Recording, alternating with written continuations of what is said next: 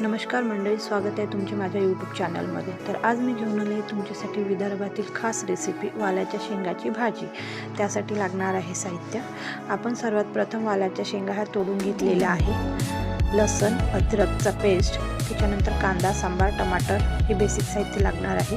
सर्वप्रथम मी कढई तापवायला ठेवली, त्याच्यामध्ये टाकलेली आहे मोहरी टाकल्यानंतर बघा मोहरी अशी तडतड फुटू द्यायची आहे। त्यानंतर मी त्याच्यामध्ये टाकणार आहे कांदा टाकल्यानंतर मी टाकला लसूण अद्रकचा पेस्ट। नंतर टाकणार आहे मी त्यामध्ये टोमॅटो हे चांगले शिजू द्यायचे।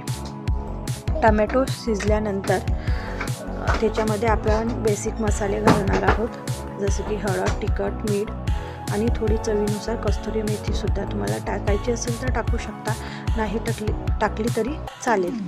तुम्ही बघू शकता आपला हा जो मसाला आहे तो चांगला पूर्णपणे होऊ द्यायचा आहे, त्याला शिजू द्यायचं आहे। मसाले जळले नाही पाहिजे म्हणून आपण त्याच्यामध्ये थोडं पाणीसुद्धा घालूया। थोडं पाणी घातल्यामुळे काय होतं, मसाला जळत नाही आणि आपला मसाला नीट शिजून येतो। अशा प्रकारे आपला मसाला शिजत आहे। त्यानंतर मी टाकणार आहे त्याच्यामध्ये वालाच्या शेंगा टाकल्यानंतर त्यावर मी ताट ठेवून झाकून घेणार आहे आणि 5-10 मिनिट त्याला वालाच्या शेंगाला शिजू देणार आहे।